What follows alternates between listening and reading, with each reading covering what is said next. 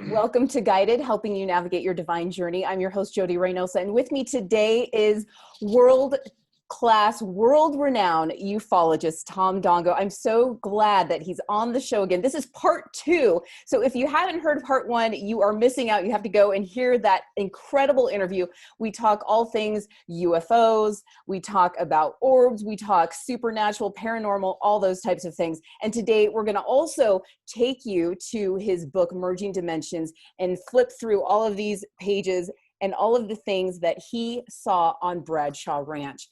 So with Linda Bradshaw and also with Victor, her son. So let's get right into it, Tom. So you basically did a ton of research on Bradshaw Ranch in what, like the early to mid 90s, and you saw a bunch of things that are kind of unexplainable, but take us into those things. Well, you know, you are the 34th show I've been on this year since the 1st of January. So I talk about this stuff a lot. Yes. People are very interested in this topic because sometimes they just can't explain it. Sometimes they get a feeling when they walk into, you know, whether it's a certain like Bradshaw Ranch or maybe even into their own bedroom, and there's things they can't explain. So tell us a little bit about what you experienced. Well, you know, I was, it would have been about 1991, I guess, but I had heard about the Bradshaw Ranch, and I had 2 books published at that time, and I kept hearing these rumors about things that were going on at the Bradshaw Ranch, and I wanted to know, so I got a letter from Linda Bradshaw one day, and she was saying, strange things are going on out here.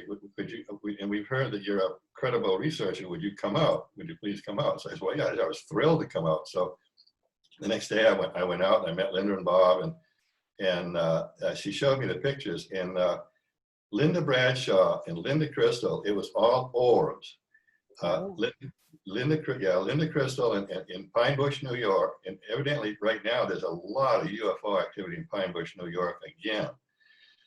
So anyway, they pioneered the study of orbs, Linda Bradshaw and Linda Crystal. They were the first in the world to get credible photographs of these things, and nobody knew what they were. So a few months after this stuff went public, orbs were being photographed all over the world, everywhere in the world.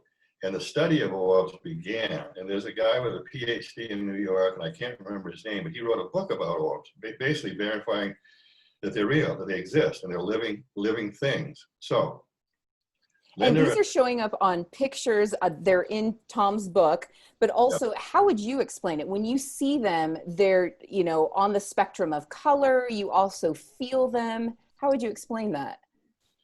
Well, you know, Linda and I spent 4.5 years with Linda on the Bradshaw Ranch, and we, 3 or 4 nights a week I was out there till about 1 o'clock in the morning. So I saw a lot, and Linda and I experienced things that maybe no one else on this planet has ever experienced, even on the Skinwalker Ranch, the Stardust Ranch. There's things that happened to us were incredible. I tried to write about it, you know, in my books and multiple times on radio and television, but it was so incredible. And now it started with orbs, and it had been strange things have been going on out there for quite a while. And so what we would do. This was back in the days when we only had 35mm film cameras. The digital wasn't out yet, and good cameras that would film in total darkness were around $100,000. So we, the Betacam cameras that the film companies use, like Universal and NBC. So we did try to we tried to coax them to give us one of those cameras, but it didn't work too good. Darn it. Yeah. So we would walk around at night, and we had film crew after film crew after film crew out there when this went worldwide, the stuff that Linda and I were doing. And from just about every country you can think of, we had film crews out there. So we were getting stuff that nobody had ever gotten before. And what we would do is walk around with the 35 millimeter cameras and just take pictures, up, down, sideways, behind us, you know, we just in any old direction. And then the next day, develop the prints. So it got so expensive to develop the prints. Now it's free with digital, but back then we had to pay for it, and it was not cheap. So we got so that we would only develop the negatives and then look at the negative, put it over fluorescent light, and see what was on the film. That's how we got our best stuff. So we could just, for the price of a roll of film, we could shoot hundreds of shots a night. Things started turning up on the cameras, and the stuff that's in Merging Dimensions is all the new ones. You have that new book you have in your hands. Right. All the best stuff is now in that book. Right. Every important photograph we got, especially the one on the back. That one on the back is incredible. Oh yeah, this one. Yeah, and that was just me standing in the dark, and a girl took a flash picture of me, and that thing is beside me. Whatever it is. I mean, there are things, you should see the pictures in this book, everyone. I mean, you've got to go get it. There's, I mean, the lights, the orbs are, here's one down at the bottom right here. This is an orb waiting for the author on the ranch road as the left 1993. Orbs are still a mystery. Are they living entities or simply earth energy, ? Yeah. It was quite an adventure being out there. You know, it's still, it's been, I guess, over 20 years now, and I'm more well known about this stuff than ever before. Yeah. Now, at first, it sounds like maybe you guys just were taking pictures, you know, kind of everywhere just to see what you would get, and then maybe did you have a feeling like, oh, I feel something over here, or I feel something over here, we should go take pictures there? Did it become where there was more specificity to what you were feeling, like a clairsentience? Well, Linda was awesome at that. She could feel where these things were. See, we were near a portal. It took us a while to figure this out. Where the ranch house was, about 50 feet to the southeast, 20 feet in the air, there was a portal, because we could feel these things coming through, and we would. It was an interdimensional portal, and we would feel these things coming through. And Linda was fantastic about that.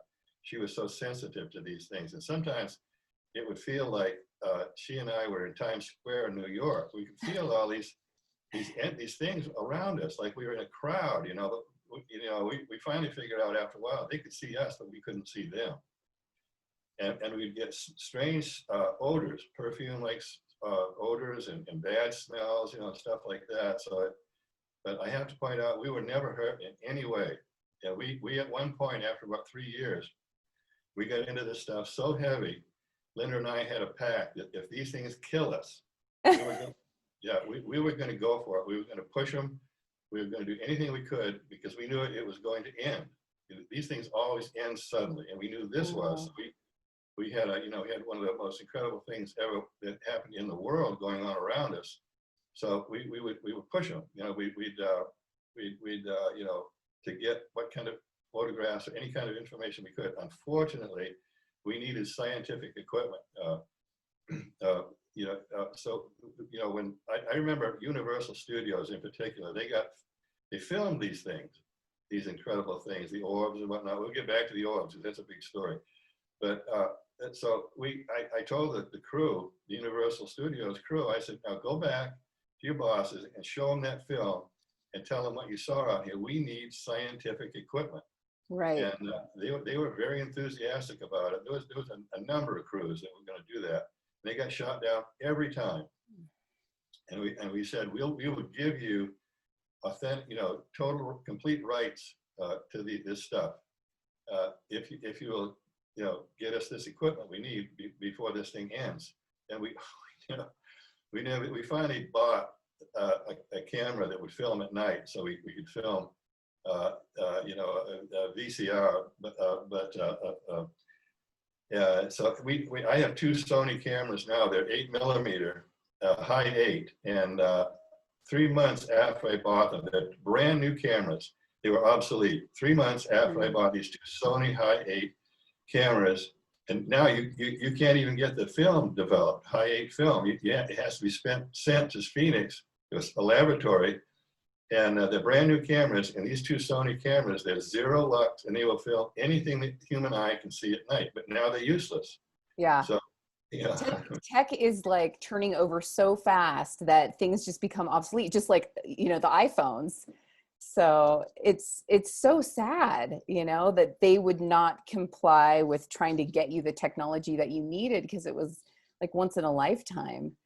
Do you think it was just because, you know, like those corporations, what's behind those corporations and who those leaders of those corporations are? You know, we kind of know who's behind the curtain with all that. Well, you know, people ask me this all the time. Have I ever been bothered? You know, because I never have. My phone was tapped once a long time ago, but that's it. Nobody has, cut my brake cords and stuff like that. You know, my brake lines or anything crazy like that. Well, that's good. Yeah. So thank goodness. Yeah. So. That is so incredible what you were able to see. And I think that's neat that Linda was able to feel kind of like where they were and where you should go. I had an experience I may have shared with you, but I remember there was a day in Oregon. I was in the Portland area, and I just had this feeling. It was just so almost like euphoric. And I remember saying, oh, I got to snap a picture here. And so I did. And what I found was almost like this rainbow portal coming down.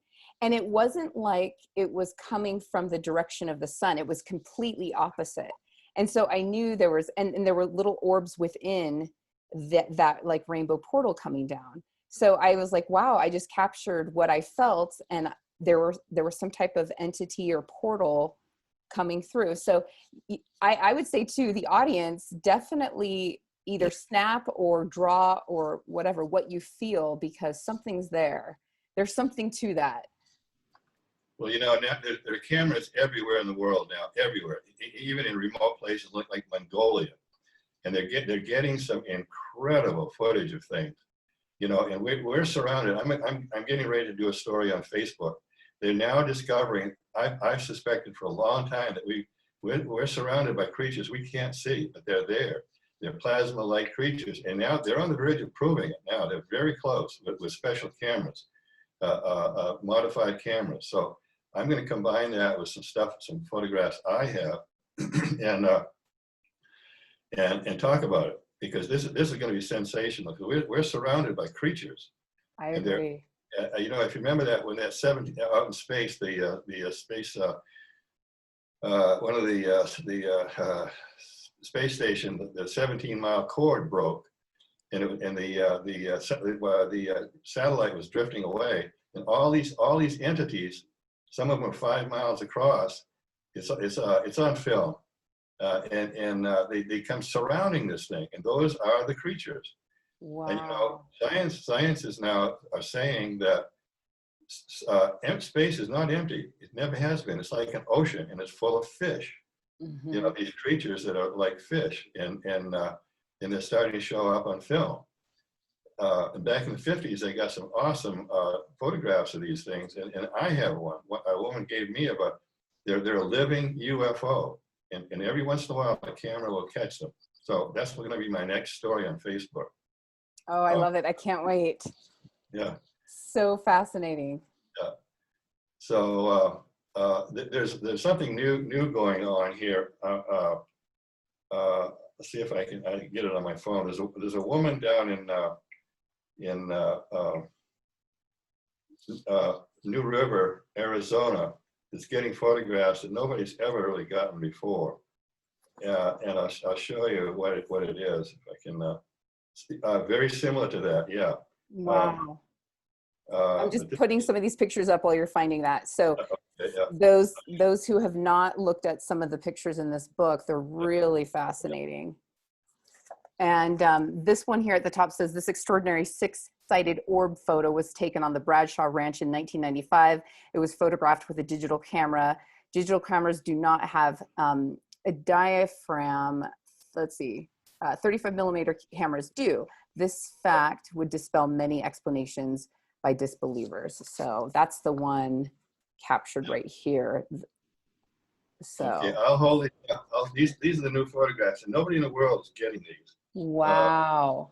Yeah, her name's Teresa Amoso, and these are, you know, I'm one of the world's experts in this stuff. She's got hundreds of these now, different, and she gets them in her backyard. I love that one almost to the, what is it, top right? It almost looks like a heart up there. That's beautiful.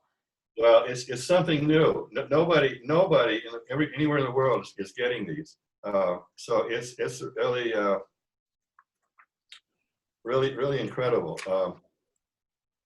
See if I can find another one here real quick. Now, those of you who don't know where Bradshaw Ranch is, we're talking Arizona. So, and as Tom mentioned, these are where so many portals are. I mean, and as you know, Sedona has so many energetic ley lines and portals all over the place. Why do you think that is, Tom? Why that area? Yeah, you know, I've been asked every show I'm on, or when I do lectures to audiences, that I think it's the magnetism in the red rocks. Okay. It's got to be that, because you know, it's iron oxide, it's rust. Sedona, the red rocks are red because it's iron oxide. They're rusting. Uh-huh. If you scratch a Sedona rock, it's white underneath. Mm-hmm. So it's got to have something to do with magnetism in the rocks. I've been researching this for 30 years, and I'm certainly the world expert on that stuff. So the only conclusion I can come to, there's either something here that nobody can see, but I think it's got to be the magnetism, because there are times that the activity here is so intense, and there are 4 bases here, underground installation, alien, a couple of them are alien, and Wow. some of them are U.S. military. Uh-huh. And one of them, I just heard from a friend of mine that's in the CIA. He told me of a base that's here that I didn't know it was there. And he said, I was there. I flew a jet out of that base. It opens up, and it's 10 miles from Sedona. And I don't know exactly where it is, and I'm not going to. I could find it if I wanted to, but you know, it would. It's like the other bases. They're camouflaged by they're like somehow they're camouflaged so people can't see them. They're there, but people can't see them. Now, is it with holographic tech that they're camouflaged? Yeah, well, holographic. I think especially in Secret Canyon, and I've asked people that have been here forever. They don't know why that canyon is called Secret Canyon. Even the oldest people that live here don't know why that canyon is named Secret Canyon. But it's 7 miles long, and for a while it was a world center for strange activity. Secret Canyon and Secret Mountain. And I've written about this a lot in my books. And Secret Mountain burned about Yes. 25 years ago, and the firefighters around here, the fire companies, were ordered not to fight the fire. They Wow. wanted Secret Mountain to burn, because I've seen some incredible stuff, UFO wise, going on Secret Mountain. Yeah, I read last night actually in the book. I was kind of reviewing some more, and you talk about Secret Mountain portal area and how there was almost like this blue-green light experience, and there was also some explosions around June 8th, 1995 and all of that. So something's up around there. Well, real quickly, I'll tell you, this is a long story, but I was alone one night out there, and this is the kind of experiences I've had. And I talked to Bob Bradshaw, who had been here since 1949, and Bob is he's a good old guy, but he's a redneck Arizona cowboy, cattle and all that. He's just, that's the way he is. But I told him this story. I thought he was going to think I was nuts, but I told him about this that happened to me one night. It's a long story, so I'll make it short. I was camping out by Dry Creek Road. It's the dirt Dry Creek Road, and a bunch of Mexicans came in, and they were playing mariachi music, real loud, and drinking. And after a while, they left, and so I was glad of that. And then right after they left, I was looking at Secret Mountain, and all sorts of this thing. It was like a nuclear explosion. It was a mushroom cloud came up. There was no blast. And this had happened 20 years ago. This stuff happened a lot around here. So anyway, it was a full moon night, and this mushroom cloud went up way high. I'd say a mile high, just like an atomic weapon had gone off, but no sound. And UFOs were flying around it. You know, I couldn't. It was a mile away, so I couldn't really see. I didn't have binoculars that night either. But then right after that, a thing flew over me. It came across Secret Mountain, and this thing was half a mile across. It was a ship, and it had lights all around underneath it, and it flew right over me and over Capitol Butte. Oh, wow. And over Sedona. It flew right over Sedona. You know, it's a funny thing, people don't look up, so they don't see these things. And this thing flew right over Sedona, but nobody talked about it. So then right after that, these two things. Secret Mountain was here to the left, and Maroon Mountain was to the right. And this is something it's very hard for me to describe because people have never seen it, they've never experienced it. But these things were chrome lights. If you visualize a chrome bumper and turn that into light, chrome light. These two things, and they were huge. They came over Maroon Mountain in this long curving arc and stopped right over me. Because I didn't have a camera that would film that sort of thing anyway, but they stopped right over me, and then they dimmed down and disappeared. But that chrome light was so incredible. I've never seen anything like it, even on animation and films. It's hard to even imagine chrome light, and they were brilliant, bright. So then after that, I think there was a couple of other things that happened, but this is the kind of stuff that used to happen around here in the 80s and 90s. I mean, you could go up any night and see something that would change your life. It would radically change your life. So then right after all this, I heard, and this is Bob Bradshaw was out one day herding cattle. He said the exact same thing happened to me. So I thought, wow, man, this I'm not crazy. So Bob, it got real quiet. And I heard this creature off to my left, and it probably weighed over 1,000 pounds. And I could hear it moving through big pine trees, and it was snapping off branches that were it sounded like 2 or 3 or 4 inches, just snap. This thing was so big, it was snap, these huge branches. So I thought, wow, and I could hear it walking, and it kept going. So I went up to the edge of a clearing and looked down on where this thing was, and I had a big spotlight. So as soon as I turned the spotlight on, it stopped. So then I went, uh-oh, now it knows I'm there. So I actually stayed there and camped there. I went back to my camp and camped there. Like I probably wouldn't do that now. I was just going to say you were brave enough to stay the rest of the night there. Yeah. So I told Bob that story. He said the exact same thing happened to me when I was herding cows in that area. So I went down there the next day, and there were no branches broken off and no tracks. A deer had walked through there, but the soil was powder soft, and there were no tracks. I expected to see Bigfoot tracks or something, because this thing, whatever it was, weighed at least 1,000 pounds to break off, a branch 3 inches thick. Mm-hmm. I could hear it plowing through the branches. Wow. Any ideas? Well, it's happened around here before.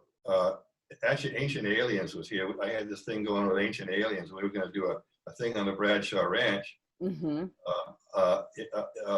But the Bradshaw Ranch now is in ruins. It's totally, all the windows are smashed in, the doors are kicked in, the weeds are waist high. So I took some pictures. We worked on this for about 6 months, but I took pictures and sent them to them. I said, I don't think what we have planned is going to work. So they gave it up at that point. But there was a creature. Why they were coming out? The University of Northern Arizona now has control of the Bradshaw Ranch. They're going to do research on native Arizona plants. That's what they're going to do there. And they're going to bulldoze the ranch houses and put dormitories there. Oh, interesting. Yeah. The U.S. government now has Congress had a special session to buy the Bradshaw Ranch. You're kidding. No, Wow. Now that to me is a little suspect. I mean, don't you think? Yeah. So they bought the ranch for $4.5 million. Oh my gosh. I mean, to me, that says that they want to keep things under wrap as far as what's there.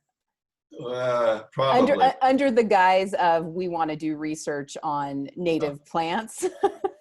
Well, that's what everybody thinks. So there's something incredible on Bradshaw Ranch. It's just there. And so anyway, there were no tracks, and Bob had the same experience. And so I asked Bob. Bob had a UFO, a disc land right in front of him on the ranch. So he was a total believer after that. He didn't want to have anything to do with it. Linda and I would go in and get him and say, Bob, you've got to come out here and see this. You've got to come out. He wouldn't. He'd stay and watch TV. He would never come out.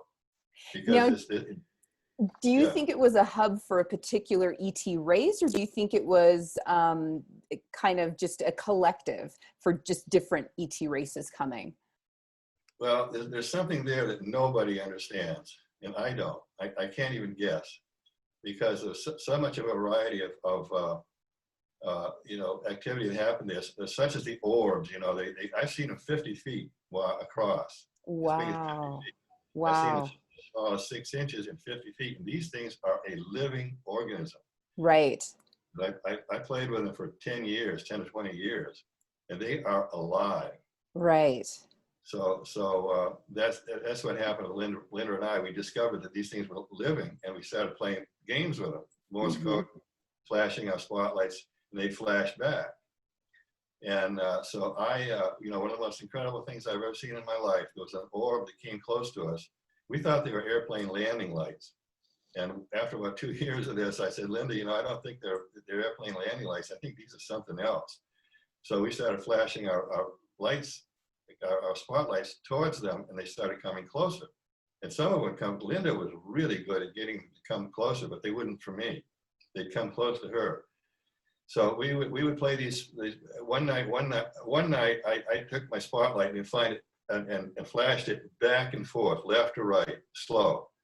And it was the most incredible thing I've ever seen in my life, I think. The orb tried to mimic it.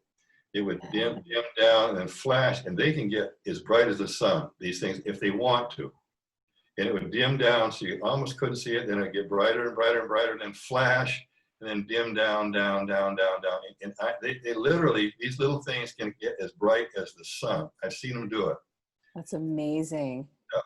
Now, do you think these are entities that are shapeshifters, that they, in their magnificence could shapeshift into, say, archangels or something like that? I mean, I've heard people say something like, oh, the white ones, the blue ones are, like derivatives of Archangel Michael, or, the green ones are this, or what are your thoughts on that? Well, the orbs, no, that doesn't pertain to orbs at all. The orbs are living. They've probably been here for millions of years, maybe as long as the planet's been here. So they're a super old life form, and they've been here for millions of years. Almost like elementals. Well, yes and no. The elementals are different than the orbs. The other elementals. There's a let's see what the elementals and the fairies, the elves, and the sylphs, and all that kind of stuff. They're different. Okay. I'll tell you a story. In the Mahaka,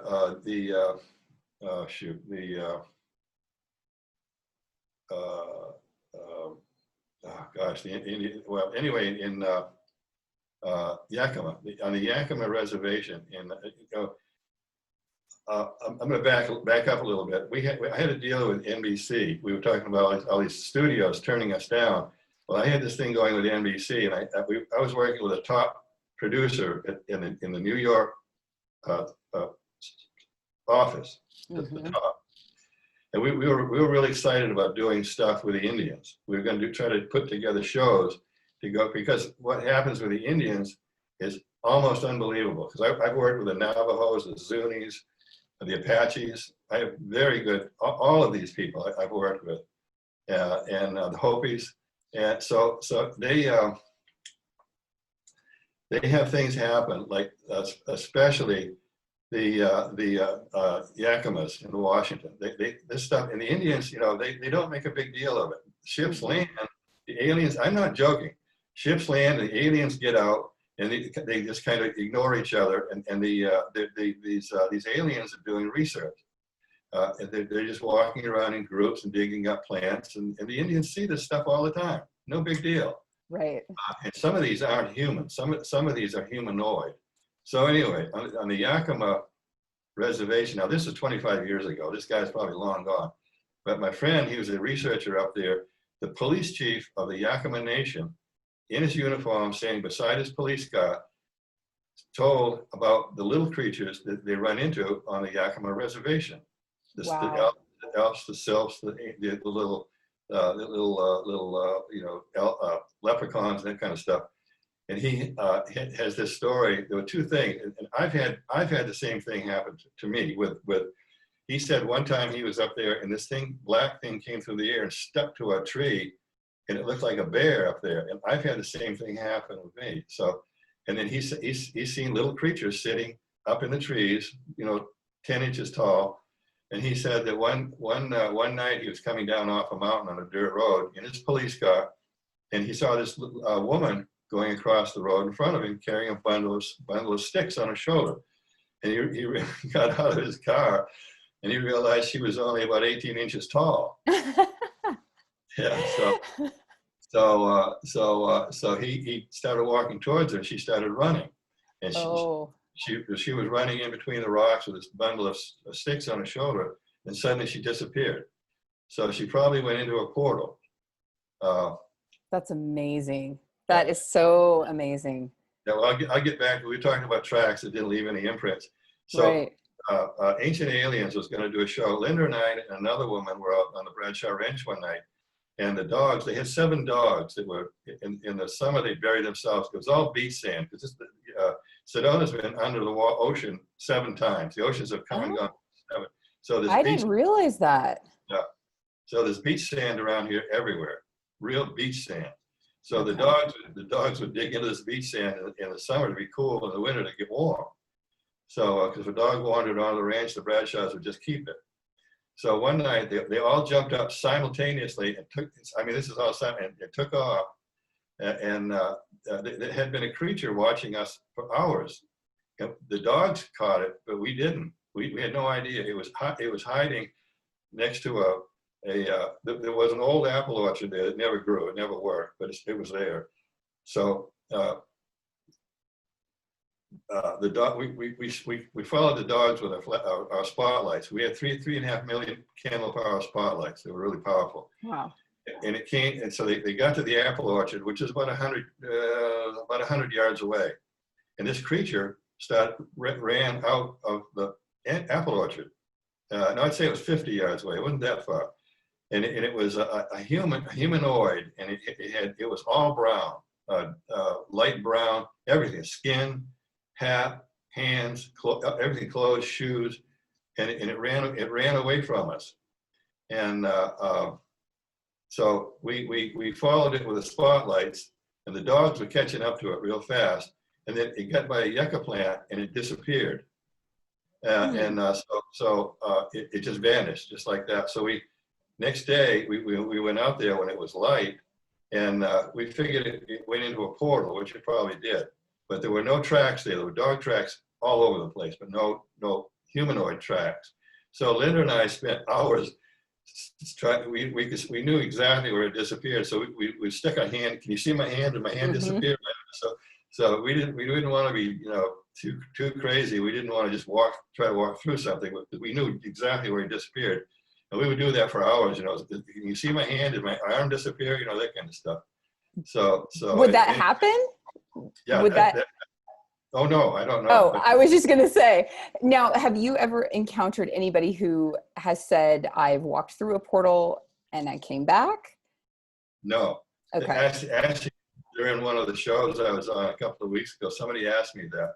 There are probably 500,000 people around the world that go out their doors in the morning and are never seen again. So, you know, where do they go? You know, did they walk into a portal, or were they abducted?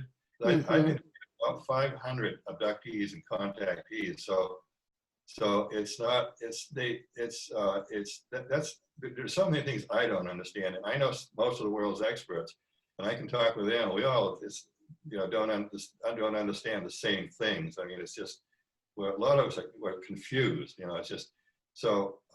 So anyway, I don't know. You know, and this thing with in the national parks with all these people disappearing. I am a master remote viewer. I was just going to say, as a master remote viewer, are you ever seeing these people who disappear ever go through portals? And are you seeing them on the other side of portals? Well, yeah, I get asked this often, and I've tried to remote view these places where these people have disappeared. I can't get through it.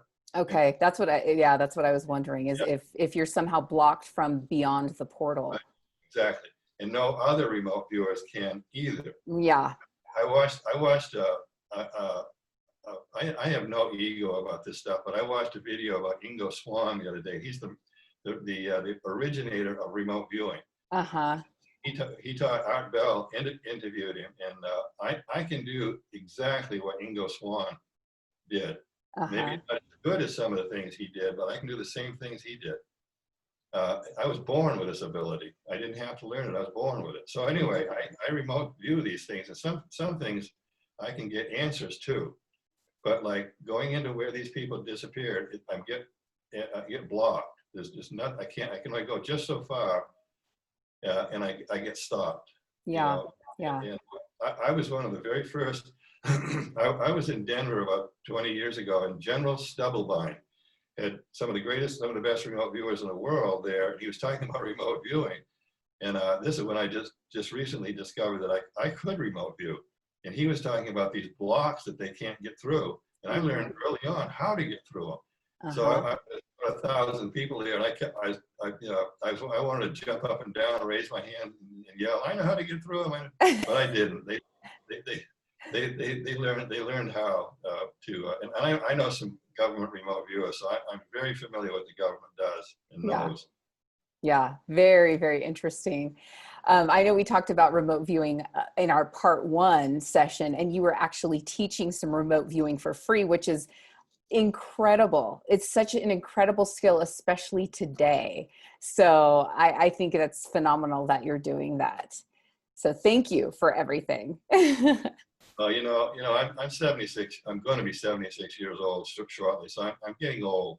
But if people could only understand what I see, and I'm going to try to teach it to groups and hopefully I can teach 2 or 3 people who will be the 100th monkey that can take what I know and go with it, run with it, because people have to see what I see. I mean, I have a form of, if everybody could see what I see, everybody would want to be a remote viewer at any cost.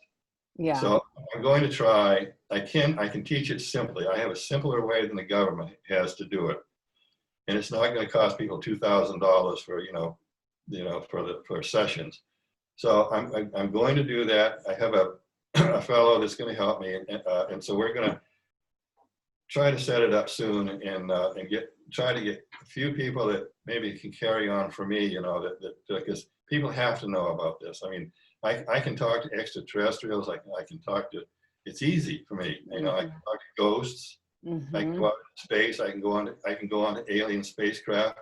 Yeah. And I'll tell you that Joe McMoneagle story that I've talked about so many times. I was in about 20 years ago. I was at a convention, and Joe McMoneagle was standing right beside me. At the time, he was the government's top remote viewer. And there have been so many times I thought I was crazy. I've got to be going insane. This stuff can't be real. I mean, I've got to be, going into lunacy. So at any rate, he was standing beside me, and we were in a circle, and he was saying that, oh yeah, and they all do it. All the government remote viewers do this. We'd go out into space and go on alien spacecraft and visit with them. And I went, what? That's what I do. And it's not hard. It really isn't hard. Yeah. So the first thing there's hundreds of alien crafts in orbit around the Earth, or just there, or they're on trade routes. Mm-hmm. So it's easy to find one. It really is. I would go out and find one. And I've done it with audiences. And the look on the expression on the faces, because some of them could do it, and it was fantastic watching the expressions on some people's faces. So anyway, I would go out and I can do it even right now and find a alien spacecraft. And when you drift up close to it, you get a feeling from it. If you get a good feeling, keep going. Mm-hmm. And if you get closer and closer and closer, if it still feels okay, then go inside, go in and visit. Mm-hmm. And I've done it many times, and you can, and they'll look up, they'll say, "Oh, another damn human." You can tell. So Joe McMonagle, I'm going, oh man, what a dummy for a guy that's that advanced, did something this stupid. He went up to an alien spacecraft and got a warning to stay away from it. The closer he got, the worse it felt. And I get away from those fast. Mm-hmm. So he went into the ship, and they said, "We warned you 3 times not to come into the ship with us." And these are all humanoids. I've never done this on a human alien ship. They've all been humanoids. Some of them millions of years ahead of us. So they said, "We warned you 3 times to stay away from the ship." So they trapped him in a box and wouldn't let him go. Oh, gee. And it scared. He said it scared me to death, and they wouldn't let me go. His body's down here somewhere. He's a million miles up there, and they got his psyche trapped in a box. So. Oh my gosh. After a while, they said, "We warned you," and then they let him go. Oh, so, that's so scary. None of this stuff, I can validate everything I do, prove it somehow, or I had witnesses with me. I don't make any of this stuff up. As wild as it sounds, it's true. It is. Even that. It is. I mean, like we've talked about before, I mean, governments use this type of technique and this modality, and there's so many government projects that can verify they've utilized this, not just for intel, but beyond that, like you're talking about, to see various things. So, and different timelines, all of that. So it's really fascinating. I know we're kind of off topic here, but I'm wondering, have you seen that new movie Tenet? T-E-N-E-T? I've been hearing about it. Yeah. One of the reasons I'm asking about it, though, is because they talk about 9/11, and they talk about where the people on the planes actually went. And they talk about this portal, this holographic tech, and then they talk about this portal of where they went. So being that we've talked about missing people and portals, I'm just curious to know what your thoughts are on that. Oh boy, with the Twin Towers, I couldn't. I have nothing on that. I couldn't even guess. Just wondering if maybe like the potentiality of those people could have just gone through a portal. Like if they put a holographic technology, and then the people actually went through a portal. No, I couldn't even guess. I couldn't even give a educated guess on that. I thought it was interesting when they said that they implied that, and I was like, wow, is this soft disclosure? Well, there's so much stuff that I have to be very careful, because there's a lot of people that mean well, but they're wrong. Mm-hmm. I have to be very careful, because a lot of people, excuse me, I have this theory that I was in Sedona. I live in Cottonwood now, but I was in Sedona for 33 years. So I've seen everything that you could possibly imagine in that time from a human standpoint. But there were, oh gosh, I forgot where I was going with that. Oh, charlatans.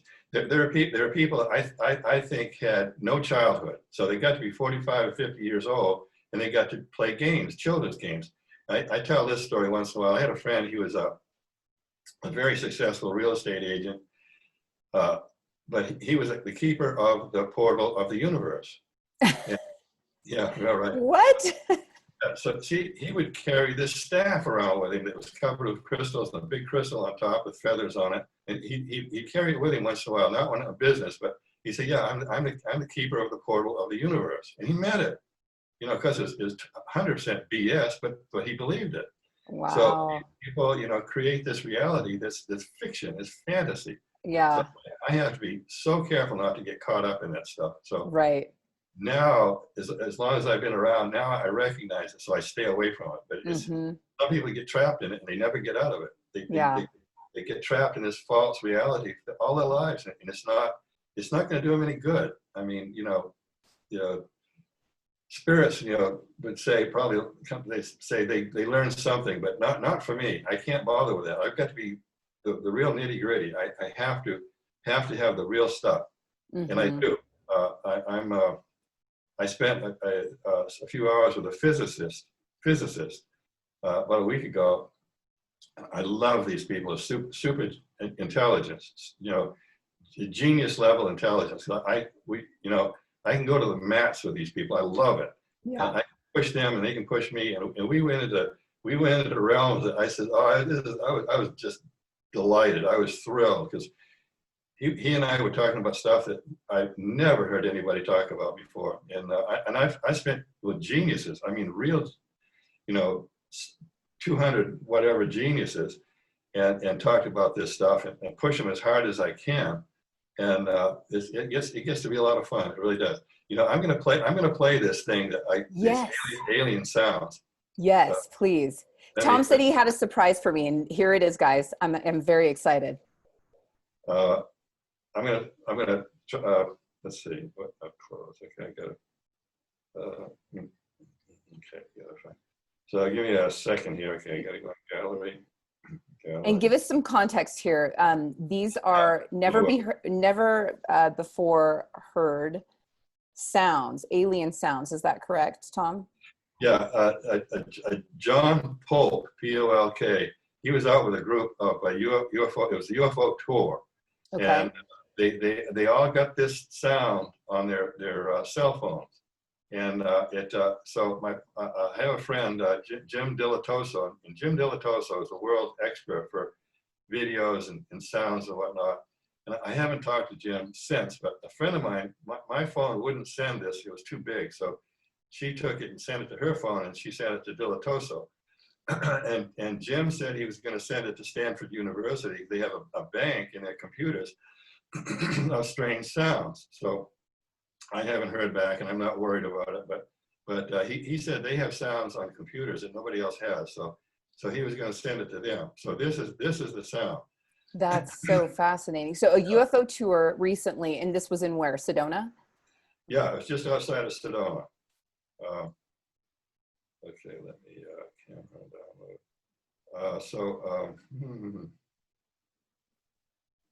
Facebook. I gotta find it. Yeah. And so I asked Jim, and I said, and he's the world's expert. I said, you ever heard anything like this? I put it right up to his ear and played it. He says, no, I have never heard anything like this. So it's incredible. If I can find where it is. Was it like alien beings talking to each other, or an alien ship, or? Okay, yeah, I got it. Well, I don't know, but it sounds like one creature is getting ready to fight with another one. Oh. You can hear whirring sounds in the background. That's obviously a UFO. So I'll do this a little bit and then turn it off, and we'll see how the sound is. Okay. Okay, let's see. I'll do this one first. We are talking.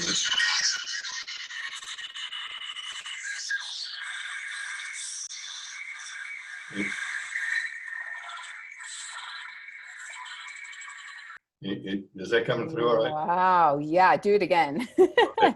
Well, it's long. It goes on for a while. Yeah. So okay. Wait a minute. All right. Oh, here we go.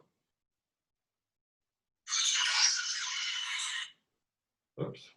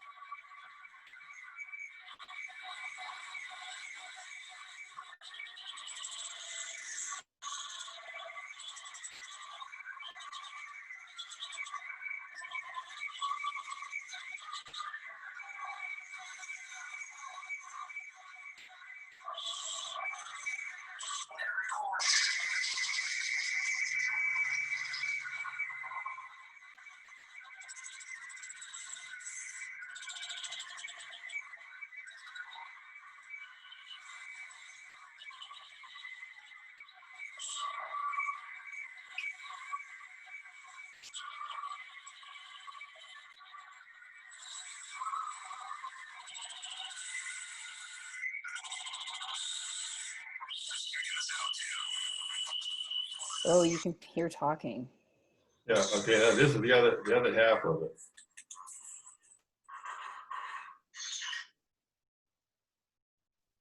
Okay, this is the other part of it.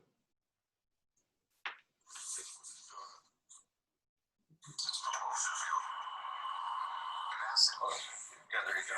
Line that up if you can. That's me.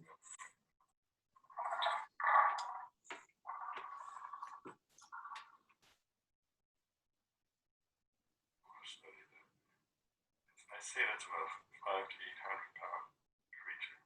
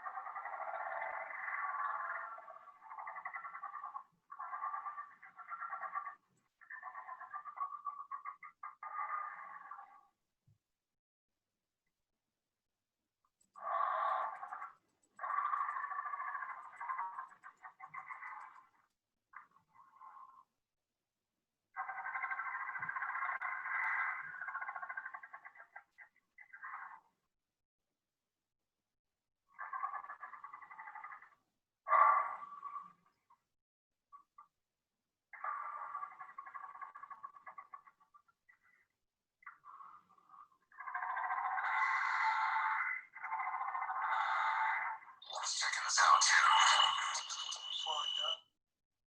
Oh, that's it. Wow. That second sound clip, the first thing that came to my mind was it seemed like a Draco being. Well, you know, I was watching a thing on the internet the other day, and there was they held, it was one of these in South America. It was a strange creature, and it made that exact same growling sound. And this was, you know, a lot of these things are hoaxes or fakes. Most of them are these incredible creatures that they're photographing in different places. But that thing was making that exact same sound. But there was nothing around these people. I think there were 19 people. They all got the same thing on a cell phone, but there's nothing there. They couldn't see anything. Yeah. So, because to me, I got the energy of something like almost like slithering, almost like a something that was preying, you know, like a something preying on something else. right, exactly. If you listen to it as many times as I have, it sounds like a huge creature getting ready to fight with a smaller one, because you can hear the smaller ones kind of squealing. Yeah. But in the background, there's a whirring sound. It sound to me is a UFO. It's a ship. So why is a ship there? You know, why is there a UFO there? And people didn't see anything, but it recorded on their phones. And it is not a hoax. It is absolutely not a fake. I mean, you know, yeah. It almost seems like somebody is to me, what came to my mind was somebody's trying to negotiate to get something, preying on something, ready to get something, and the ship was here to wait to see if they could get it, capture it, and then it wasn't going down as they thought, and so it was getting more aggressive. That's really fascinating. Yeah, well, it's a world exclusive for you, sweetie. Oh, that was amazing, Tom. Thank you. Wow. And that just happened how long ago? About 3 months ago. About 3 months ago. That's absolutely incredible. Do you know what any of those witnesses said that captured the sound? No, but John was interviewed the other day by a woman on Coast to Coast. So I have no idea what came of that. What was the result of that? Yeah, I'm just wondering if those people felt scared, or were they doing Well, it like a they didn't know. CE5 protocol? No, they didn't know. They Oh, didn't know until after when oh, they tried their cell phones, but the sound was on. I don't know if it was on all the phones, but it was on 4 or 5. oh, So, that's wow. yeah, but there was nothing there. They saw nothing. You know, and so I know it's not a hoax. It's not a fake. Yeah, Absolutely. yeah. It kind of reminds me of, though, if they were walking together in a group and all of a sudden they felt, you know, when you kind of get the heebie-jeebies, or you kind of get that weird feeling like something doesn't feel right around here. Let's get the heck out of here. No, they were in a place. They were stationary. They weren't moving at all. I see. That's so intriguing. Wow. Did you ever, when you were on Bradshaw Ranch, did you ever feel like a creepy feeling, or was it for the most part benevolent? You know, we got so, you know, we learned early on that these creatures hate human fear. They they, Okay. they hate human fear. Uh-huh. Because if somebody, there was a group of 16 people out there one night. One woman got hysterical, and everything stopped. The camera crews were filming. There was a camera crew from, I don't know, Germany or somewhere in England. We had BBC out there a couple of times, and she started screaming, and everything stopped. Everything stopped. Why did she start screaming? She was terrified about what was going on. Oh, so she witnessed something then. Yeah, yeah. And to me and Linda, it was just another night. You know, I mean, Right. you know, I mean, nothing. The only thing that ever the only thing that ever scared us. How much time do we have left, Jody? I haven't Yeah, realized. we're good. Are you, how much time do you have? Well, I don't know. How long do you want to go for? 2 hours? Let's see. So I it's want 3:30 right now. Do you want to end at like 3:45, 4 o'clock? yeah, 4 o'clock. Yeah, Okay. I Okay. got I got endless stories. So I know, this is fascinating. yeah. Well, you know, the things that happened on the Bradshaw Ranch. You know, I try to write about it. I try to convey it. Luckily, I've been able to write these books. You know, I've got 8 books, and 3 of them are on the Bradshaw Ranch, and 2 of them, Right. one Linda wrote. So we have, you know, categorized this stuff and documented it a little bit. But it would have been awesome if we'd had the right camera equipment out there. We could have had stuff that would change the world, stuff that we saw. You know, and so and the things that well, okay, I get back to that story. I've told this probably 1,000 times, and I never get tired of it. We were one night. It was just after dark, and we heard sounds. There was a windmill on the ranch, and I never went up by that windmill. If you look at the stuff on the Bradshaw Ranch, even on my book, I've got it on the front page of my book. You can see the windmill in the background. I never went near that windmill. That windmill. Yeah, it's on kind of to the Yeah, left like up a right, little bit. Yeah, right, you can barely right see there. it. Yeah, right there, where your Yeah. fingers, right there. Yeah. That's the one, and I never went up there. That has turned out to be the freakiest spot probably anywhere in the world. I mean, I've had a researcher went up there, a TV crew guy went up there and disappeared. Oh He my went, gosh. he went up there to take a pee, and he disappeared. Still he's disappeared? Yeah, he was gone. He says, I've got to take a whiz. So he went up there, came back an hour later, and they said, where the hell have you been? We've been waiting for you. And he says, well, I just went up to take a whiz. He says, no, you've been gone an hour. So that's sort of, yeah. And this is a TV crew, right? I mean, you know, Yeah, they're not fooling around. right. Tight schedule. You know, seconds count for these people. He Yeah. said, you know, he said, no, you were gone an hour. So anyway, so stuff like that happens. Yeah. Some time dilation or something. Yeah, well, he heard funny voices when he was up there. He said he heard a herd of horses and funny voices like Chinese, and there's nothing up there. So I mean, that gives you an idea. We've heard things like you've heard raccoons chatter. Well, we've heard things out there like and they could have been raccoons, but I don't think so. But they were like talking. One would chatter, and the other would chatter, you know, go back and forth like they were talking, but it was this chattering language. Mm-hmm. And you know, and Bigfoot, I finally got convinced that the Bigfoot was living on the ranch. It was Linda named her big girl because Linda had seen it. Right. And it was a white Bigfoot. And I understand there's somebody writing a book now about white Bigfeet. There's something really special about white Bigfeet. Interesting. I'm going to turn to the page where there's some tracks. Yeah. So let's see if we can. Yeah. Yeah. There's a couple right there. And then there's also one where there's like some molds that were made, right? Yeah, the collar section, yeah. Yeah, right here. Let me get to it. Then also, there was this, I'll get to it. Here it is right here. Let's see. Yep. Right there. Yep. That's pretty fascinating. The one I just passed by, this was really unique to me too. It's almost like a face of an alien is what it looks like. Yeah, it is. I'll tell you the story. We were sitting around the kitchen table one night at the ranch. There were about 6 of us. And I have Linda, see the thing was picking Linda's camera up. Something took 48 pictures inside the ranch house over a 4-month period. She'd get up and she had 8 pictures shot, but there were like 25 that were shot. The film was used up. So there was something 3 feet tall that was taking those pictures because we could tell by the angle. But it never took a picture of Linda. Linda, she had back problems, so she'd sleep on the couch. And it never once, it took a panorama of the living room, but not with Linda laying there. So like right here, like here's the kitchen.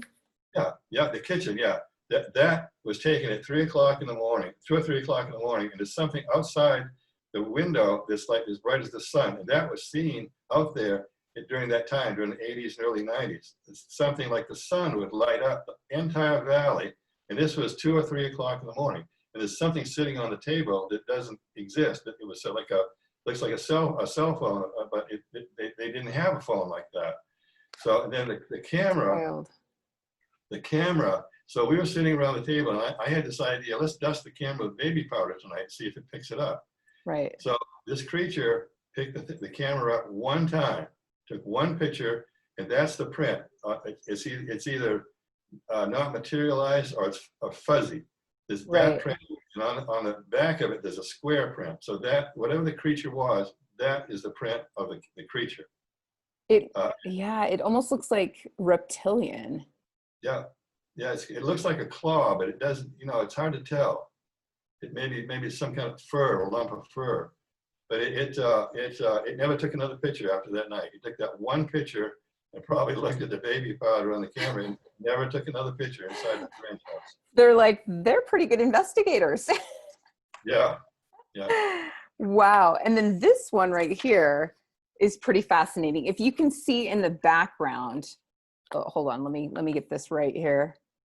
There we go. See right here, let's see right here behind Linda, Boynton Canyon. It almost looks like a ship.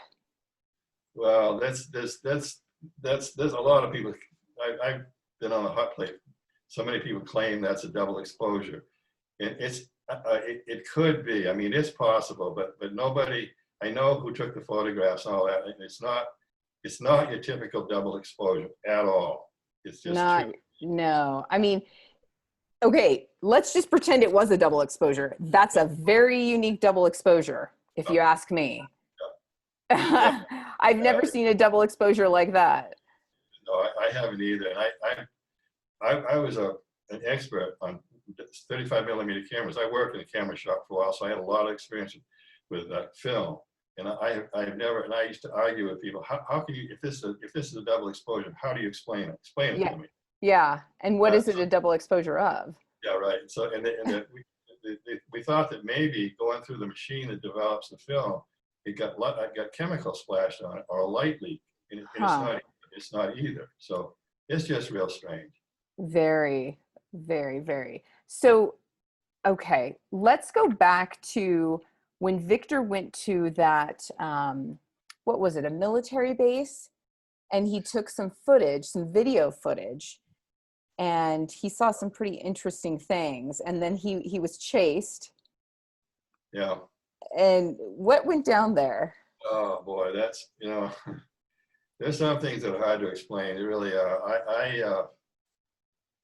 I saw the film, and it went worldwide. It was all over the place, and I can't explain it. It's just something that he saw, he filmed, and I can't explain it. It doesn't, to me, it doesn't make sense. But he got it. He's got the creature popping out from behind the bush and looking at him and popping back, and then these buildings that are not there. They're not, where he said they are. They're not there. So I don't know. I think maybe, I've always said it's not the camera, it's the person that's allowing these things to be seen, so it's the camera records it. Because I used to take on tour every year a fellow that was an eye surgeon from New York, and he had a daughter. I met her first when she was 9 years old. And after a while, I told him, I said, she's not human, she's an alien. He is an eye surgeon, and his wife is a dentist. And he said, we knew that the day she was born. She's not human. She could take pictures. I've got hundreds of her. We could stand side by side, almost the same point and shoot cameras, and she'd take pictures, I'd take pictures. I would get nothing, but she'd get these incredible things, lights, in the orbs and whatnot, and six-sided orbs. Yeah. Which is, it's not the diaphragm of the camera, because digital cameras don't have a diaphragm. I've had people say, oh, that's the diaphragm of the camera. I hear that bullshit so often, I get sick. Oh, that's the diaphragm of the camera. I'm a camera expert. And I say, well, she used a digital camera, and digital cameras don't have a diaphragm. Oh, geez, I didn't think of that. Yeah, right. I used to get that stuff all the time. Tom, I am so with you on that. And I think that's a really excellent point. It's like the people, their energy, their auric field, their spiritual signature, what they resonate out and in, that's what shows up for them. I think that's such a beautiful point. Absolutely. Totally. Yeah. And I love to get around these people and have these experiences and talk to them, see what they experience. I'm kind of aware of a lot of stuff. We're kind of, trapped in a dimension. They've pretty much proven we're stuck in a dimension. We're surrounded by other dimensions. Science is, the string theory and all that, the 10 dimensions around us. So we have things around us we can't see, but the camera can see it. The human eye can see maybe, this much, but a camera can see 5 feet. And that's true. It's absolutely true. The camera can see what we can't see. Mm-hmm. So that's happening around the world. These cameras, they're getting stuff that's just, mind blowing. Yeah. Yeah. You were talking a little bit about the underground military bases and things of that nature. So although we have the red rock with, the magnetism and the portals and things of that nature, there's also said to be a crystal city underneath. What are your thoughts on that? Well, when I first came to Sedona, so many people would come here and they say, I see a crystal city here. I mean, that happened so many times. And I was an Indian here. I died here. I remember. You don't hear that so much anymore because there's 20 times as many people here as there was when I moved here. There was very few people here when I moved here. But so many would say, I see a crystal city here. So the chances are there was a civilization here, because this planet has been populated for 400 million years. Mm-hmm. And not all the civilizations that were here were human. Mm-hmm. I can talk about that for hours. There have been at least 6 civilizations here before us, and some of them weren't human. Mm-hmm. So I mean, because artifacts have been carbon dated back 400 million years and before. This thing they found in the Caucasus Mountains in Russia, it's this enormous map of a material nobody can figure out what it is, but it's acres in size of a map of the Caucasus Mountains 200 million years ago. And it's 100% accurate. And so somebody was here 200 million years ago. so you know, it's an amazing, you know, panorama that we have to look at. Yeah, yeah.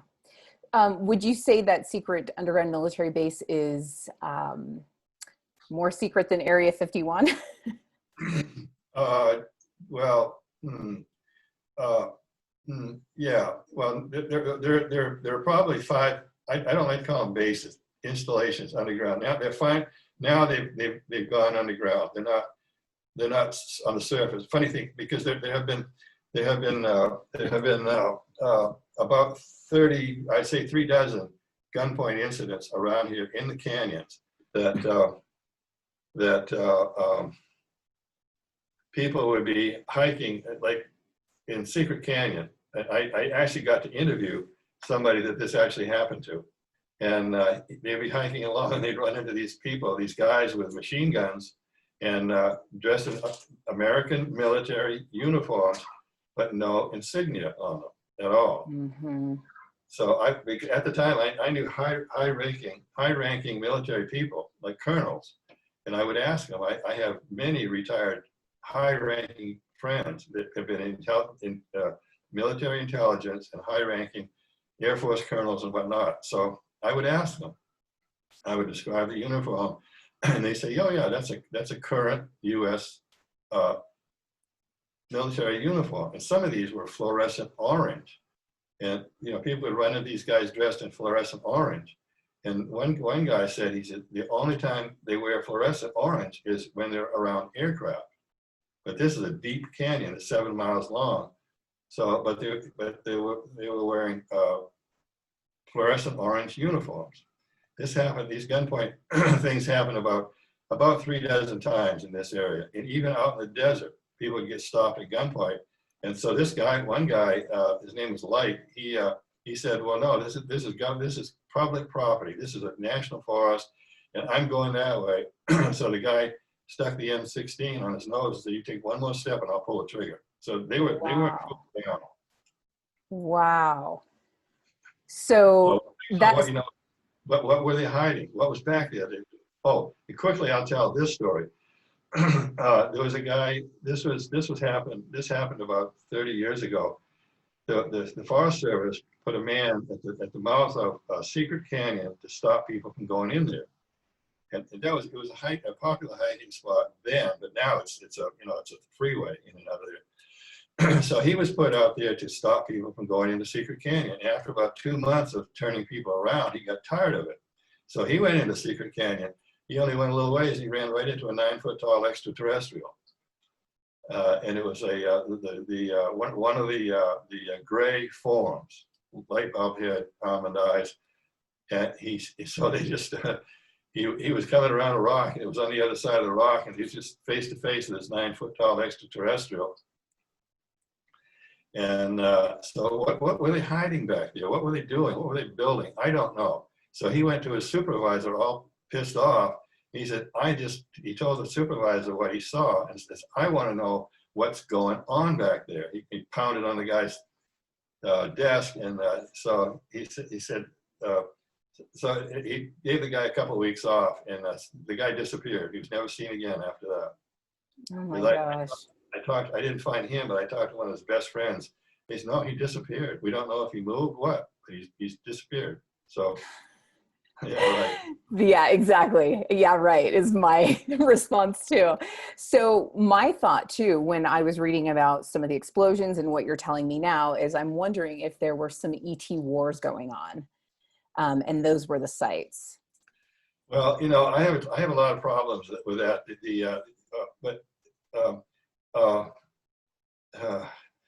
I've been told stories about, you know, the Dracos and all this stuff, the Dal universe and all that crap, which I don't agree with. But I'll tell you what has happened. About 20 years ago, coming up from Phoenix on the Interstate 17, there was a shootout between extraterrestrials. And at that time, well, this is about 30 years ago, it was very common. And I saw a UFO that was it just cleared BRADSHAW Mountain. And this thing was a mile across, and it came almost close enough to knocking Ponderosa Pines down. This thing was a mile across, and it flew right across Interstate 17. Mm-hmm. So this guy was telling me, he said, oh yeah, I was coming back from Phoenix one night, and there were cars lined up on both sides of the freeway, hundreds of cars, and they were watching a shootout between alien spacecraft, UFOs. Mm-hmm. Flashes, strobes of the light and flashes, and excuse me, they couldn't hear any explosions, but they could. It was a battle. Yeah. So about 30 years ago, was that around the Phoenix Lights time frame? Earlier, about 10 years ago. Okay. Because I'm thinking if there's an ET, shootout, whatever, there could have been some breach of ET treaties going on and things of that nature, or even treaties with us. Well, okay, this. I know where one of the bases is, and it's. I never talk about it on air. I never talk about it in public. It's a U.S. base, and I know exactly where it is. And a friend of mine that told me about it, showed it to me. I know everything about it. He said twice they told him, he said, you come back again and we'll kill you. That's what they told him. And I know where it is. And he said it's to him it was probably an underground railroad. Mm. He didn't know for sure, but he showed me all the all the evidence he had of it. So I have nothing to do with that. But Tom, I'll tell him where it is. But there are alien bases here too. There's one near Jerome, and Jerome has a tunnel that was drilled from Area 51 to a congressman told me this. Long story. A tunnel was drilled from Area 51 to Las Vegas to the Navajo Army Depot, which is up near Flagstaff, where nuclear weapons are stored. It's 6 miles by 5 miles, and it's loaded with war equipment. It's all bombs and artillery shells. Then it was drilled from there to Secret Canyon, and then right underneath the Bradshaw Ranch up to Jerome. And Jerome's an old copper mining town that they took $1 billion worth of copper ore out of, around the turn of the century. So under Jerome, there are 77 miles of tunnels that they drilled that could be anything in there, and 4,200 feet, which straight down, which is an incredible depth. It's 2,000 feet higher, lower than where I am right now. It's a shaft that goes down 4,200 feet, and they hit an enormous pocket of gold and silver down there. So it's probably dry. So you can imagine what might be down there. So then about 2 years after that tunnel was drilled, another tunnel was drilled from Jerome straight west. You could hear it. And the people that lived up in the Verde Canyon said, yeah, you could hear it. The things were shaking. You could hear the drilling. And we have, U.S. government has drilling machines that can drill a 50-foot hole, and now they're nuclear. They've got them on the internet. You take a look. They're on the internet. They melt their way through.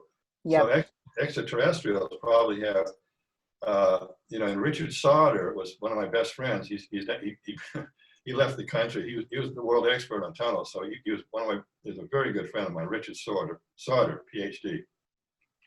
He said, oh yeah, they're everywhere. And they have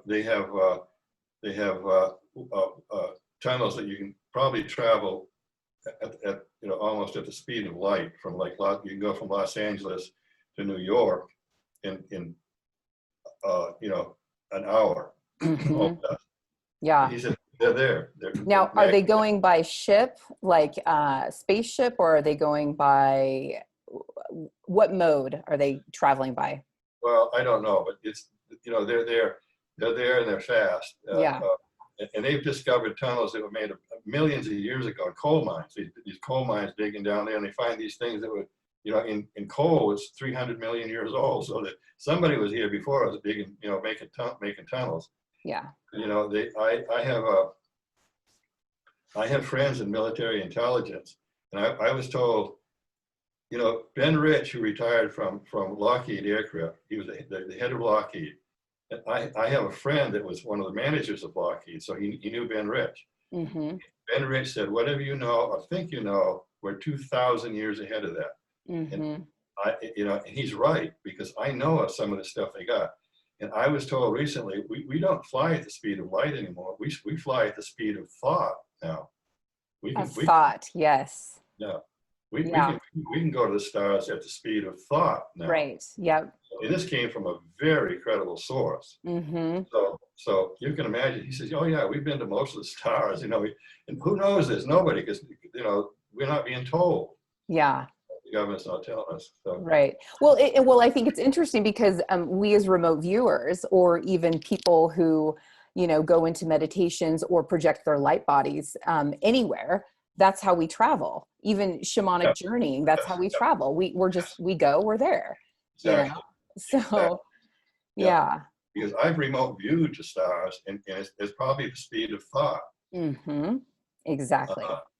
So it's probably something they've learned to harness, you know, and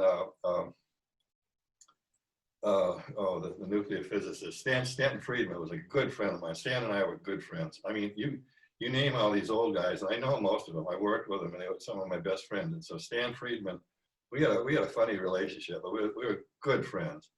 I mean, unknown schmuck like me, you know, hobnobbing with a nuclear physicist, you know what I mean? So anyway, Stan and I were great friends, and Stan, you know, he had a wonderful memory, but he had this story. I was talking about this the other day on a show. Stan went around the world to 600 universities talking how extraterrestrials, a nuclear physicist, 30 years ago, he was talking about this, how extraterrestrials traveled 10,000 light years in just a week, or 100,000 light years. He said it's simple, and this is true. From what I've learned from other sources, he would take a piece of paper and say, this is 10,000 light years from this point A to point B. So he said, what extraterrestrials do, they fold space. So they only have to go through this little bit here. So Stan gave that same damn speech 600 times to universities around the world. And I heard the whole thing 2 or 3 times, and I thought it was good. But he was a nuclear physicist, so he could do it. He'd be, you know. So anyway, yes, That's amazing. Yeah. And how was that received? Oh, well, I mean, he's a nuclear physicist. Are you kidding? They're going to make fun of a nuclear physicist or ridicule a nuclear physicist? Not, you know, they don't hesitate to ridicule me, which rarely happens anymore. But you know, Stan never had any problems with ridicule. See, this is the kind of information that needs to come out, you know, Yeah. what we're talking about, because there's science behind it. It's not just some idea, you know, this is real stuff. It's been around for so long. Well, you know, people have got to, you know, I hate to say this, but people are stupid. They're not just unaware, they're stupid. There's no open-mindedness, and that's where the stupidity comes in my opinion. Right, yes. So I'm trying to, you know, what I talk about, like what you and I are talking about now, on these talk shows, I talk about stuff I wouldn't have dared to talk about 5 years ago. But I've done this all over the world. I even talked about it when I was on Coast to Coast, you know, 640 radio stations and 7 million listeners. The whole 2-hour show was on my book, Merging Dimensions. So I, you know, so here I am telling this to 7 million people, some of this stuff. You know, I had to be a little bit careful, but I do it regularly now. I talk about stuff I wouldn't have dared to talk about, you know, even 5 years ago. Yeah, well, you know, now's the time, and I feel like the humanity and the consciousness is finally ready enough to accept. I feel like we're kind of more in the heart space than the head space, and I feel like we're kind of getting balanced now. Yeah. Well, people want to know. And now there's been so many things happen that have jarred people's reality. Now they want to know. I mean, they, you know, when I say stuff, you know, I get questions, you know, the chat rooms on these shows that I do, and the questions are, I rarely get a goofy question. I mean, you know, but I mean, very intelligent stuff. Yeah. Which I've been able to answer, which, you know, it kind of makes me feel good that, you know, so nobody laughs at me anymore. Nobody. Yeah. Yeah. You know, and like you said, people are ready. They want to know. And not only are they ready, things are coming to them in dreams. Yeah, things are coming to them in meditations. And I think for some people, they're like, where is this coming from? And for others, it's like, oh, this is stuff I've always known. I'm just, I'm almost like relearning this, or I'm discovering who I really am at the core. Right. You know, I have a theory that we are, you know, and I lay this on people. I have a theory that extraterrestrials put us here. Lloyd Pye proved that human extraterrestrials, I can spend hours talking about human extraterrestrials. There are about 15 different groups here with us or in this area. But Lloyd Pye proved, and Lloyd was one of my best friends, and he has the Star Child skull. I've had it in my hands. Wow. When he first got the Star Child skull, I had it in my hands looking at it. So Lloyd proved that human extraterrestrials spliced their DNA in with ours about 10 to 15,000 years ago. I have a theory, we are becoming human extraterrestrials because we're becoming them. So we're starting to get some of the abilities that they have, and that's why the human extraterrestrials are so curious about us, and the humanoids are wary of us, because some of us, you know, there's no ego in this, but if you understand the abilities I have, and somebody said, you didn't learn that stuff on this planet, you were taught that on another planet, and I probably was, I don't care, it doesn't matter, but the things I can do are, you know, not average, not normal. So, you know, and hopefully, like looking at human bodies, I can look into a human body 1,000 miles away or in front of me. I can go all through a human body, brain, everything, right? And look at everything in the human body. The interesting thing is I don't see blood anymore, but I can go into somebody's heart and go all through it. I've done this on hundreds of people, and I've done it on medical doctors. You know, so, you know, is that remote viewing? Probably a little bit, but how did I learn that? How did I know that? Mm-hmm. You know, I've done it. I've saved lives with it. I've saved, you know, 3 or 4 lives by, you know, doing that. So it's stuff like that, you know, and hopefully I can teach, you know, if I can teach remote viewing, hopefully I can teach people to see into other people's bodies, because you don't have to spend, you know, $1,000 going to a doctor. You can do it free. It's easy. Mm-hmm. I can't do it. I'm too old. I can't, you know, there are millions of people that, you know, need this sort of thing. So anyway, it's something I can do, and I've done it many times. And yeah, well, there's some other things I was going to talk about, but I better not. So anyway, that's where it's at. Hopefully I can teach people to do this, and maybe get 2 or 3 that understand it and do it and take it on their own. Take it from me, because people have no idea what it's like to look into a human body, like an X-ray machine, go all through it. Yeah. And I can do this 1,000 miles away. Yeah, it's so neat. So one of the things that Tom does, in case you haven't seen part 1, is Tom is a health intuitive as well. So, and what Tom's talking about is like, he can go and look at somebody spiritually, energetically. He can look at the pain body. He can go through their chakras. He can see, like, almost like, probably, and correct me if I'm wrong, Tom, but when I look at people, I can almost see like a light grid over their body. I can see like what blocks they have. I can see like what chakras are blocked, you know, things of that nature. And I could see like, you know, even if there's like certain cords or entities that need to be moved away or, you know, detached or whatever. So those are the types of things that we're talking about. And when you are aligned with the divine and your own spiritual gifts, those are the types of things that you'll be able to manage, and you'll just be able to do that with the person that you're in front of. And so it's a beautiful thing to be able to really tap into, to help people and to help humanity. So those are the types of things that Tom is manifesting and helping people and can teach. And so I think it's so beautiful. So, and that's one of the things that brought us together is, you know, I learned about Tom, I read his books, and I feel like our paths have crossed because we've had very similar, not just in life as far as where we're from, but, you know, we had lives in Northern California, we had lives back east.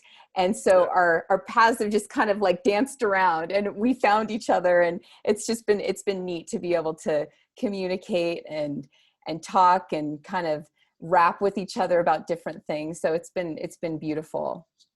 Well, I hope I can teach. You know, I cured a girl of cancer about a year ago. Wow. How did I do it?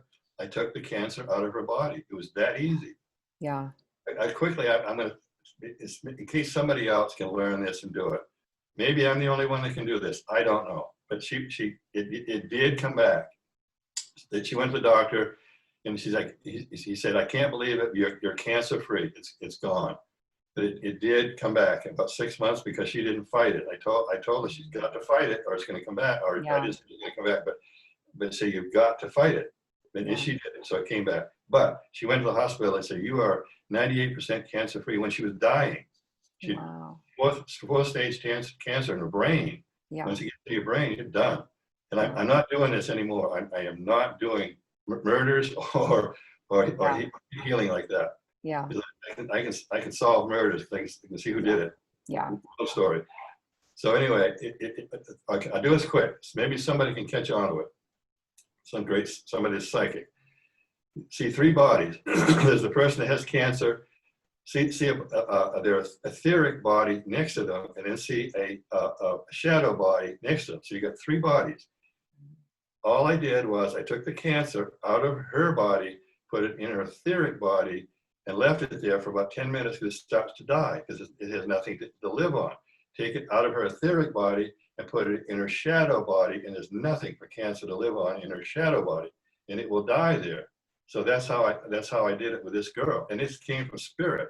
Mm-hmm. I just came to me one day to draw these things out, and I did. So this isn't my stuff; it came from spirit. Mm-hmm. Because I agreed to work on this girl. She's 23 Mm-hmm. years old. Mm-hmm. So it's not something I devised. It came from spirit, and it worked. Yeah. Yeah. I think the missing component, as you've mentioned, though, is that person at a soul level has to accept it. Yeah. And if they haven't done their inner work and inner child work to be able to do that, then it may not stick. Right. Exactly. Yeah. You know, they've got to be. Her problem was, well, she wouldn't. She didn't fight it. She had to fight it. She was more worried about her ex-boyfriend than she was the cancer, and she was dying. Mm-hmm. Mm-hmm. So you've got to be committed to fight it. Yeah. And, yeah. You know, so it's yeah.